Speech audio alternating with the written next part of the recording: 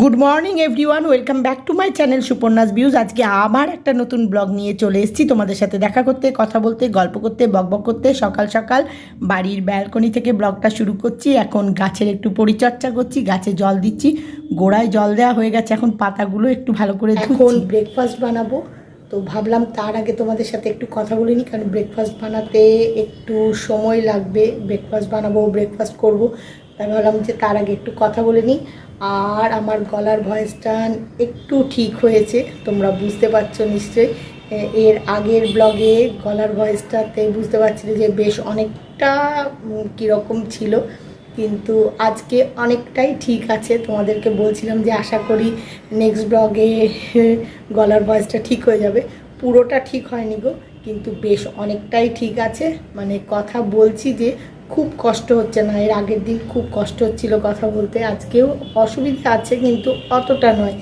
যাই হোক, আজকেও কথাগুলো মনে হয় একটু শুনতে কীরকম লাগবে, কারণ পুরোটা ঠিক হয়নি। একটু মানিয়ে গুছিয়ে নিও, তোমরা সবাই আমার নিজেরই লোক, তাই তোমাদের সাথে আমি সব কিছুই শেয়ার করি। যে ঠিক আছে গলাটা এমনি একটু ভয়েসটা হয়েছে তো কি হয়েছে, তোমাদের সাথে সব সময় কথা বলি, তোমরা তো বুঝতেই পারছো যে একটু গলার কথা বলতে অসুবিধে হচ্ছে। তার জন্যে আমি ব্লগটা বানাবো না, ব্লগ করব না, তোমাদের সাথে দেখা কথা গল্প করব না, সেটা কখনো হয়? তোমাদের সাথে আমি সবসময় সব কিছু শেয়ার করি, তাই এটাও শেয়ার করার কোনো অসুবিধে নেই যে গলায় একটু অসুবিধে আছে। বা জানি একটু শুনতে কেমন লাগবে কানে, গলাটার ভয়েসটা এরকম হয়ে আছে বলে। যাই হোক, অনেক কথা হয়ে গেল। এখন আজকে ব্রেকফাস্টের মেনুতে কি বানাবো সেটাই তো বলা হয়নি, সেইটা বলে নিই কি বানাবো। এই দেখো, আজকে বানাবো পাও ভাজি। পাও ভাজির পাওগুলো বার করে নিয়েছি, এখন অনেকগুলো আছে, তোমাদেরকে এক দুটো দেখালাম, অনেকগুলো আছে, এই যে অনেকগুলো রয়েছে। তো এইগুলো এখন পাও ভাজি, অনেকগুলো পাও আছে, তোমাদেরকে এক দুটো হাতে তুলে দেখাচ্ছি। এই যে কতগুলো আর দেখাবো, দেখো অনেকগুলো আছে। এখন এগুলো এই যে এখান থেকে কাটবো, কেটে রাখবো, এক্ষুনি বানাতে শুরু করব না, কারণ আগে ভাজিটা বানাবো। আর শীতকালে পাও ভাজি খেতে বেশি ভালো লাগে, সবসময় ভালো লাগে, শীতকালে বেশি ভালো লাগে, কারণ অনেক রকমের ভেজিটেবল থাকে, সেটা দিয়ে ভাজিটা বানাতে ভালো লাগে, ওটা আরও টেস্টটা যেন বেড়ে যায়। যাই হোক, এখন ভাজিটা বানানোর জন্য সব ভেজিটেবল ছোটো ছোটো করে কেটে রেখে দিয়েছি, মানে ধুয়ে কেটে রেডি, জাস্ট গ্যাস ওভেনে বসাবো। তার আগে তোমাদের সাথে কথা বলে নিলাম।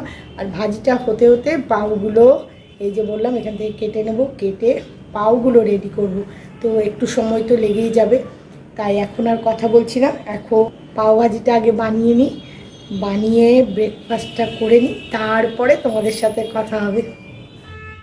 এগুলো এখন দেখছো লাঞ্চের মেনু। এটা হচ্ছে পালং শাক, ভেজিটেবল দিয়ে করেছি, নানা রকম ভেজিটেবল দিয়ে, আর বানিয়েছি ইয়েলো ডাল, আর তার সাথে বেগুন ভাজা দেখাচ্ছি, দাঁড়াও, এই দেখো বেগুন ভাজা। এখন রাইস আর ফিশ কারি, এই দুটো গ্যাস ওভেনে হচ্ছে, প্রায় হয়ে এসছে। এই দুটো হয়ে গেলেই লাঞ্চ বানানো পুরোপুরি কমপ্লিট হয়ে যাবে। লাঞ্চের প্রিপারেশান নিয়ে লাঞ্চ বানানো শুরু করে দিয়েছি, প্রায় কমপ্লিট বলতে পারো। রাইসটা হচ্ছে একটা ওভেনে, আর একটা ওভেনে ফিশ কারিটা হচ্ছে, এই দুটো হলেই হয়ে যাবে। আর বাকি সব ডাইনিং টেবিলে এনে রেখেছি, রেখে ঢাকা দিয়ে দিয়েছি। তোমাদেরকে দেখানোর জন্যে ঢাকাগুলো সরিয়ে সরিয়ে দেখালাম যেগুলো হয়ে গেছে। আজকে পালং শাক করেছি নানা রকম ভেজিটেবল দিয়ে, আর তার সাথে রয়েছে ডাল, ডালের সাথে রয়েছে বেগুন ভাজা, আর ফিশ কারি হচ্ছে। তো এই দিয়েই আজকে লাঞ্চ করা হবে। রাইসটা প্রায় হয়ে এসছে, ফিশ কারিটাও প্রায় হয়ে এসছে, এগুলো হয়ে গেলেই লাঞ্চ পুরোপুরি রেডি, মানে লাঞ্চ বানানো পুরোপুরি রেডি। এবারে একটু ফ্রেশ হব, তারপরে তোমাদের সাথে একটা জিনিস শেয়ার করব, তারপরে লাঞ্চ করব। এখন আগে দেখি, বুঝলে, রাইসটা আর ফিশ কারিটা আর কতটা সময় নেবে হতে। ওগুলো হয়ে গেলে গ্যাস ওভেনটা অফ করে দিয়ে ফ্রেশ হয়ে তোমাদের সঙ্গে বাকি কথা গল্প করব। গল্প কথা নয়, একটা জিনিস শেয়ার করব। দেখি চলো কত দূর আর রান্নাটা বাকি আছে। বানানো কমপ্লিট হয়ে গেছে, সব ডাইনিং টেবিলে রেখে ঢাকা দিয়ে দিচ্ছি। পালং শাক, ডাল, বেগুন ভাজা, এগুলো তো তোমরা দেখেইছো, ঢাকা সরিয়ে তোমাদের দেখাচ্ছিলাম, দেখি আবার ঢাকা দিয়ে দিয়েছি। আর ফিশ কারি, রাইস এগুলোও হয়ে গেছে, মানে লাঞ্চটা পুরোপুরি বানানো কমপ্লিট হয়ে গেছে। ওগুলোও ডাইনিং টেবিলে রেখে ঢাকা দিয়ে দিয়েছি। একটু ফ্রেশ হলাম, পুরো ফ্রেশ এখনও হইনি, কারণ এখন যেটা করব সেটা করে ভালো করে ফ্রেশ হতেই হবে, তাই পুরো ফ্রেশ হইনি, হয়ে তারপরে লাঞ্চ করব। তার আগে তোমাদের সাথে একটা জিনিস শেয়ার করব, যে বলেছিলাম সেটা শেয়ার করি। সেটা কি দেখাচ্ছি দাঁড়াও। সেটা হলো একটা হেয়ার প্যাক, যেটা শ্যাম্পু করার আগে মাথায় ভালো করে লাগিয়ে বেশ কিছুক্ষণ সময় রেখে দিতে হবে, মানে মোটামুটি ঘন্টাখানেক রাখলে সবচেয়ে ভালো। তো ঘন্টাখানেক না রাখলে এর মানে গুণাগুণটা ঠিক বোঝা যাবে না। তো ঘন্টাখানেক রেখে তারপরে শ্যাম্পুটা করব।